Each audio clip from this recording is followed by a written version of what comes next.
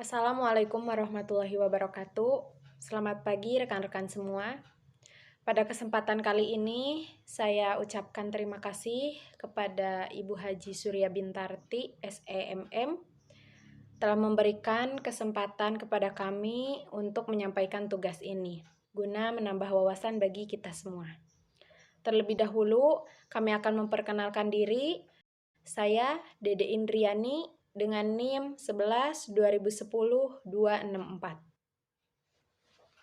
Perkenalkan, nama saya Enda Kusumawardhani dengan NIM 11-20-10-259. Perkenalkan, nama saya Arif Kurniawan dengan NIM 11-20-10-258. Langsung saja untuk mempersingkat waktu pada pembahasan materi dengan tema perubahan budaya organisasi.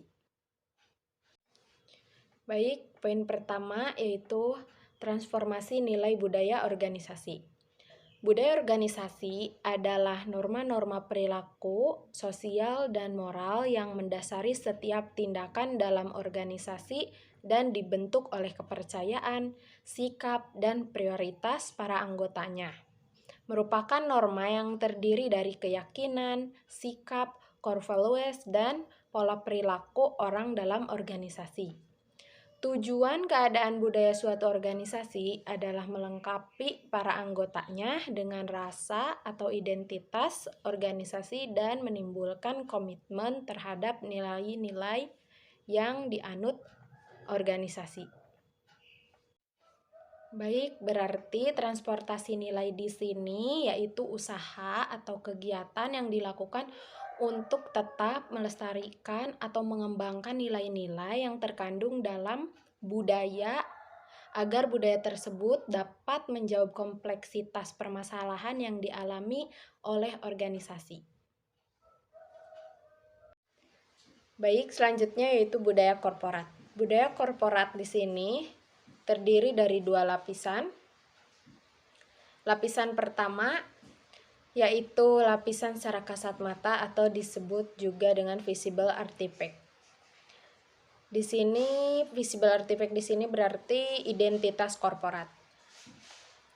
Secara kasat mata meliputi cara orang berperilaku, berbicara, berdandan, serta simbol-simbol seperti logo perusahaan, jambang merek, slogan, ritual, figur-figur hero, bahasa, dan cerita-cerita yang sering dibicarakan oleh anggotanya. Lapisan kedua yang lebih dalam disebut budaya yang tidak tampak secara kasat mata, yang terdiri atas nilai pokok, filosofi, asumsi, kepercayaan, sejarah korporat, dan proses berpikir dalam organisasi. Baik, selanjutnya fungsi dan dinamika budaya organisasi. Menurut Robin S. 2003, itu terdapat 4 fungsi dinamika budaya organisasi. Yang pertama, budaya mempunyai suatu peran pembeda dengan organisasi atau perusahaan. Yang kedua, membawa suatu rasa identitas bagi anggota-anggota organisasi. Yang ketiga, mempermudah timbulnya pertumbuhan komitmen pada suatu yang lebih luas daripada kepentingan individual. Yang keempat, kemampuan pada sistem sosial. Baik, selanjutnya yaitu unsur budaya organisasi menurut Atmosohrapto 2001. Yang pertama yaitu lingkungan usaha akan menentukan apa yang harus dikerjakan untuk mencapai keberhasilan. Yang kedua, nilai-nilai yang merupakan konsep dasar dan keyakinan. Yang ketiga, keteladanan. Keteladanan di sini berarti pemimpin menjadi teladan terhadap karyawannya karena keberhasilan. Yang keempat, upacara-upacara. Upacara-upacara di sini berarti acara-acara rutin yang diselenggarakan perusahaan dalam memberikan penghargaan para karyawannya yang berprestasi. Yang kelima, network.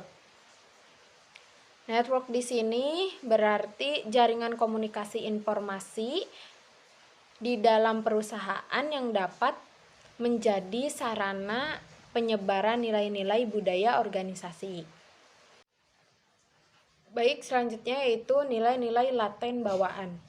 Deal dan Kennedy 1998 mencatat ada 7 budaya negatif yang mengkontaminasi organisasi pada masa transisi, yaitu yang pertama budaya ketakutan, kedua budaya menyangkal, ketiga budaya kepentingan pribadi, yang keempat budaya mencela, yang kelima budaya tidak percaya, yang keenam budaya anomi, dan yang terakhir budaya mengedepankan kelompok. Nah, yang pertama budaya ketakutan, yaitu budaya ketakutan di sini berarti budaya perubahan menimbulkan rasa tidak pasti dan kurang nyaman bagi mereka yang tidak memegang kendali. Dan yang kedua, budaya menyangkal. Budaya menyangkal berarti ketika sesuatu yang biasa ditemui hilang atau berubah, manusia punya kecenderungan menyangkal. Yang ketiga, budaya kepentingan pribadi. Budaya kepentingan pribadi di sini berarti dalam situasi yang berubah akan ada banyak pihak yang lebih mengedepankan kepentingan pribadinya. Dan selanjutnya yaitu budaya mencela. Budaya mencela di sini ketika individu mulai mengedepankan kepentingan pribadinya, maka tidak akan ada lagi respek dari para pengikut. Orang-orang akan mulai saling mencela dan sinis terhadap perilaku dan tindakan atasan mereka. Dan yang kelima itu budaya tidak percaya. Budaya tidak percaya berarti kepercayaan yaitu perekat bagi suatu institusi ketika respek sudah tidak ada lagi dan orang-orang saling mengedepankan kepentingannya pribadi. Dan selanjutnya yaitu budaya anomi. Budaya anomi di sini bisa menimbulkan efek anomi, yaitu kehilangan jati dirinya. Dan yang terakhir yaitu budaya mengedepankan kepentingan kelompoknya atau subkultur. Dan selanjutnya yaitu karakteristik budaya organisasi. Menurut Charles Hampden Turner 1992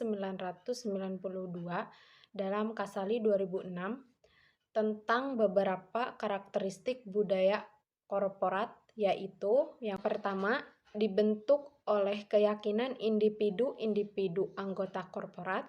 Yang kedua, mencerminkan aspirasi anggota-anggotanya. Yang ketiga, memiliki sosiodinamika. Yang keempat, memiliki konsekuensi. Yang kelima, sulit dipahami. Yang keenam, membentuk identitas, memperkuat image, positioning, dan pencapaian tujuan. Yang ketujuh, menurut keseimbangan nilai-nilai. Yang kedelapan, belajar dan pola berpikir serta berproses. Yang kesembilan, membentuk hubungan sinergi. Dan yang terakhir, terdiri atas subkultur. Dan selanjutnya, menurut Robin S. 2003, ada 7 karakteristik budaya organisasi. Yang pertama, inovasi. Kedua, keberanian mengambil resiko. Ketiga, mempunyai perhatian secara adil. Keempat, berorientasi kepada manusia. Kelima, berorientasi tim. Keenam, agresif dan stabil.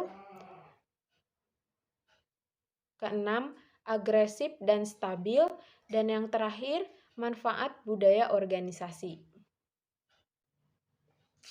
Dan selanjutnya, kapan melakukan perubahan? Nah, di sini apabila dua organisasi atau lebih mempunyai latar belakang berbeda, bergabung dan timbul konflik berkepanjangan di antara kelompok yang berbeda. Yang kedua, bila cara kerja organisasi telah menghalangi kesempatan untuk berubah. Dan yang terakhir, karyawan telah terbiasa nyaman atas posisinya sehingga tidak dapat menerima perubahan. Dan selanjutnya, budaya korporat dan strategi manajemen.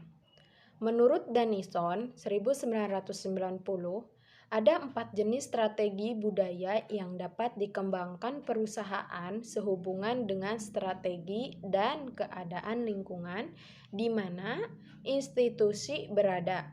Jenis strategi itu ada 2 faktor. Yang pertama, keadaan lingkungan kompetitif yang menuntut perubahan budaya. Dan yang kedua, fokus strategi intern atau ekstern, mana yang tepat dipilih. Nah, selanjutnya yaitu hubungan antar keduanya dikemukakan pada 4 jenis strategi budaya, yaitu yang pertama, budaya adaptasi, kedua, budaya misi, ketiga, budaya partisipatif, keempat, budaya fokus perhatian pada keterlibatan seluruh orang dalam institusi terhadap lingkungan yang cepat, dan yang terakhir, budaya konsisten. Yang pertama yaitu budaya adaptasi. Budaya adaptasi ini ditandai oleh keadaan lingkungan yang tidak stabil dengan perhatian strategi yang terfokus pada kegiatan ekstern. Dan yang kedua, budaya misi. Budaya ini ditandai oleh keadaan lingkungan yang relatif stabil. Dan selanjutnya budaya partisipatif. Budaya partisipatif di sini berarti sebuah budaya yang memberikan dukungan sosial dan interaksi. Dan yang keempat, budaya fokus perhatian pada keterlibatan seluruh orang dalam institusi terhadap lingkungan yang cepat. Dan yang terakhir, budaya konsisten. Budaya ini dikembangkan dalam keadaan lingkungan stabil di mana perusahaan fokus pada strateginya ke arah intern. Dan selanjutnya akan disampaikan oleh rekan saya, Endah Kusuma Wardani, saya persilahkan. Menyatukan nilai subkultural. Menyatukan nilai subkultural. 1. Perubahan tidak berbentuk linier. Transformasi organisasi yang dilakukan dengan menghitung nilai organisasi harus mempertimbangkan berbagai kemungkinan yang akan muncul dari sisi manusia. Oleh karena itu, harus disadari bahwa tingkat kemajuan yang dicapai dalam perubahan dapat berbentuk spiral. 2. Memetakan subkultur dalam organisasi. Pada saat terjadi transisi, budaya institusi terpecah-pecah ke dalam budaya kelompok, masing-masing unit. Berikut ini adalah penjelasan rincinya. 1. Tantangan menemukan nilai-nilai kolektif. Perbedaan budaya tersebut bukanlah suatu yang harus dicemaskan. Kita tidak mungkin akan menghapus nilai-nilai pada setiap subkultur, memaksa semuanya menerima satu tatanan nilai seragam. Tugas pertama adalah mengakui keberagaman itu yang menganggapnya ke permukaan sebagai suatu kekayaan institusi. Tantangan terbesarnya adalah mencari cara terbaik untuk menggabungkan nilai-nilai tersebut dan menentukan nilai-nilai yang diterima semua subkultural. Semua ini menuntut kesabaran, kecerdasan, dan integritas. 2. Memotret subkultural. Untuk memetakan subkultural, kita harus memotret semua subkultural yang ada. Memotret subkultural bukanlah suatu yang mudah karena bersifat intangible. Dalam memotret subkultural diperlukan beberapa alat bantu seperti 1. Bagan organisasi berita perubahan dalam 10 tahun terakhir. 2. Career track dari tokoh-tokoh kunci, formal dan informal. 3. Forum-forum diskusi yang melibatkan berbagai kelompok. 3. Merajut nilai-nilai subkultural menjadi budaya korporat. Output dari pemotretan subkultural adalah sebuah dokumen yang kaya dengan informasi dan cerita yang mengandung nilai-nilai dari setiap subkultural. Untuk membuat sebuah pernyataan budaya yang kaya nilai dan bermakna dalam, maka ia harus merumuskan dengan memperhatikan hal-hal, yaitu 1. Harus dialogis. 2. Harus parsipati. 3. Harus memberi ruang terhadap buy-in proses dan harus kaya cerita. 4. Harus praktis dan mampu dijabarkan ke dalam elemen-elemen budaya. 5. Harus orisinil dan berbeda. Visioning adalah sebuah proses yang menyatakan mozaik-mozaik dari nilai-nilai dari setiap subkultur menjadi sebuah rumusan budaya yang diterima semua pihak. Dilakukan dengan 3 tahap, yaitu 1. Merumuskan nilai-nilai subkultur. 2. Membawa nilai-nilai subkultur tersebut ke dalam sebuah forum untuk merumuskan nilai-nilai bersama. 3. Memperkaya nilai-nilai dan visi perusahaan ke depan dan merumuskannya ke dalam strategi budaya. Baik, selanjutnya akan disampaikan oleh Arif Kurniawan. Saya persilakan. Memperkuat budaya baru. 1. Budaya disiplin. Jim Collins menemukan pentingnya budaya disiplin untuk meraih keunggulan dalam bersaing. Bagi Collins, perusahaan yang bagus dikatakan dalam 2 kategori, yaitu good company dan perusahaan hebat, great company. Tidak semua perusahaan bagus mampu menjadi hebat. Ia bahkan menadaskan good is the enemy of great. Ada 3 pilar utama yang membentuk budaya disiplin, yaitu yang pertama, disiplin people, yaitu manusia yang diseleksi dan ditempatkan dengan baik. Yang kedua yaitu disiplin action, yaitu strategi yang diimplementasikan dengan benar. Yang ketiga ada disiplin thought, yaitu mengikat kerja bukan hanya dengan disiplin, melainkan juga budaya disiplin. Yang kedua ada budaya prestasi. Budaya berprestasi mendorong semua orang dalam organisasi berprestasi dan menghargai kinerja seseorang. Pemimpin harus menjelaskan dan mengkomunikasikan visi dan tujuan organisasi yang harus dicapai. Budaya berprestasi lebih berorientasi pada pekerjaan yang dilakukan, bukan peran. Pemimpin harus memperdayakan orang lain yang dipercaya untuk melakukan suatu pekerjaan dan bereaksi dengan tepat, cepat, dan pada yang diperlukan dalam pekerjaannya. Pemimpin harus memperdayakan orang yang dipercaya melakukan sesuatu pekerjaan dan bereaksi dengan tepat dan cepat pada apa yang diperlukan dalam pekerjaannya. Perubahan menjadi kehidupan dalam bekerja, berpikir, kreatif, dan inovasi menjadi praktik sehari-hari yang menghasilkan tingkat prestasi makin tinggi. Nilai-nilai bersama yang mengembangkan budaya berprestasi yang kuat yaitu berorientasi pada hasil, keinginan besar, akuntabilitas, responsif perubahan, penghargaan, kejujuran, inovasi, dan pelayanan yang unggul. 3. Investasi melalui OD. OD atau Organization Development adalah teknik dari perilaku untuk menciptakan lingkungan pembelajaran melalui upaya peningkatan kepercayaan, konfrontasi terbuka terhadap permasalahan, pelibatan, dan pemberdayaan karyawan. Beberapa teknik yang dikembangkan dalam OD yaitu sebagai berikut. Yang pertama ada intervensi kelompok, yang kedua ada team building, yang ketiga ada aktivitas antar departemen. A. Intervensi kelompok. Intervensi tim dilakukan di sela program tahunan untuk membuka mata dan mengajak para eksekutif untuk terlibat dalam perumusan rencana yang menyenangkan.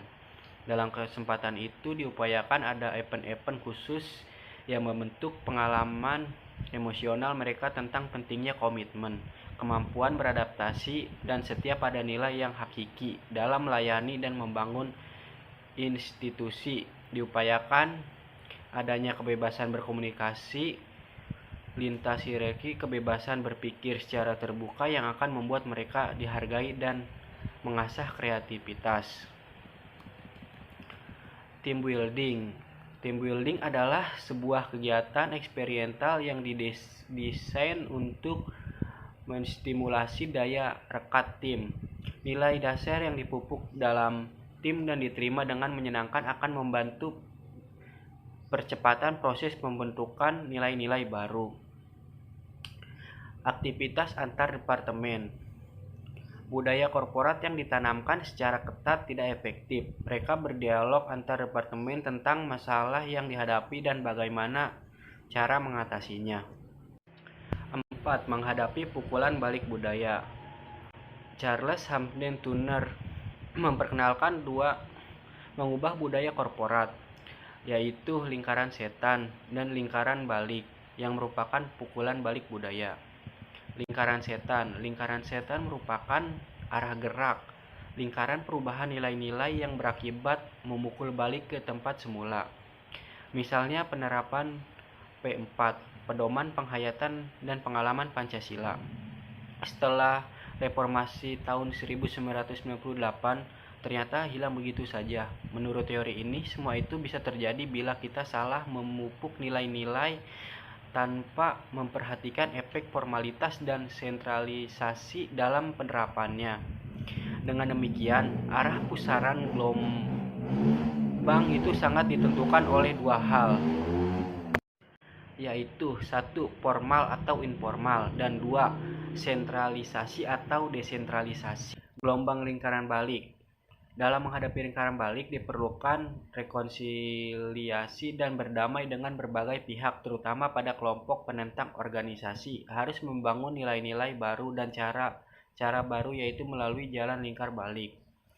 Sebagai sistem baru dengan cara baru, yaitu melalui jalan lingkar balik. Sebagai sistem mandiri karena nilai-nilai pandangan yang saling bertentangan.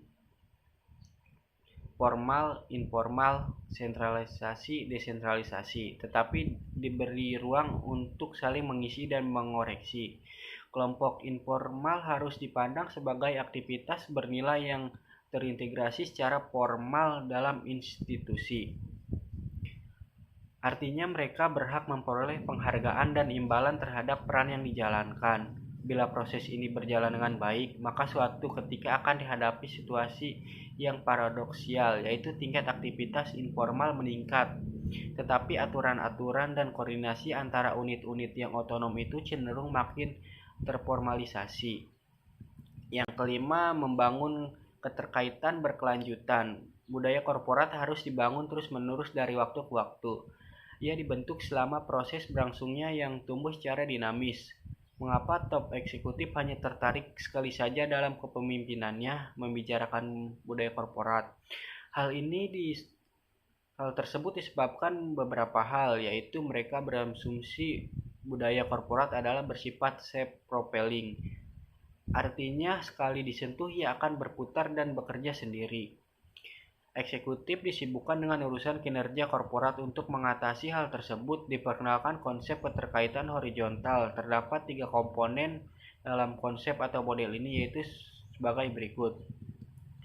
Adanya spesialisasi, orang-orang akan bekerja sesuai dengan kompetensi yang akan menumpuk keahlian setiap departemennya, misalnya R&D, produksi dan pemasaran. Adanya broad spanning, setiap departemen memiliki keterkaitan dengan sektor-sektor yang relevan di luar organisasi, misalnya R&D, dengan para pemasok teknologi, peneliti kampus, kepala kolega di asosiasi profesi. Keterkaitan horizontal, melalui keterkaitan horizontal setiap departemen dapat dengan bebas melakukan pertukaran ide, pengalaman, dan informasi tanpa dipisahkan oleh sekat-sekat pemisah birokrasi fungsional. Yang keenam, implementasi transformasi nilai-nilai. Transformasi nilai budaya adalah bentuk perubahan yang sangat mendasar. Butuh banyak waktu, tetapi merupakan faktor yang sangat menentukan keberhasilan perubahan. Oleh karena itu, proses perubahan budaya akan membawa hasil bila ada hal-hal sebagai berikut. Yang pertama, kepemimpinan yang kuat. Yang kedua, mendapat dukungan dari bawahan. Yang ketiga, komunikasi yang jelas. Yang keempat, komitmen para pemimpin. Sekian penyampaian materi dari kelompok kami. Kurang dan lebihnya mohon maaf. Wabillahi taufiq wal hidayah. Wassalamualaikum warahmatullahi wabarakatuh.